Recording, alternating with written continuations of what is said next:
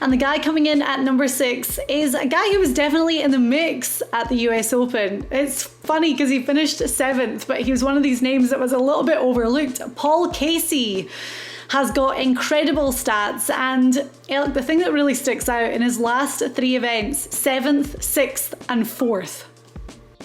Yes, and I watched Casey's round. He played on Saturday with Jordan Spieth. I think he shot 4 under at Torrey on Saturday and swinging as good as he always have.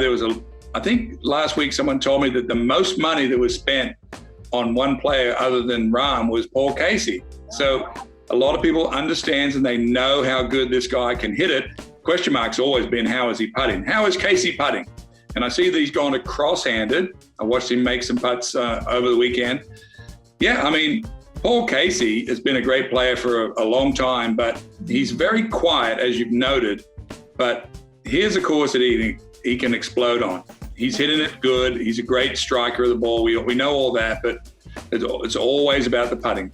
Well, he's made that change, as you say, and that came at probably a good time. 116th in putting average on the tour, 53rd in birdie average. So when you know that a guy's made a change, you have to take those numbers with a bit of a pinch of salt, because he's made a change to get better. And from what we saw at Torrey Pines, it's working.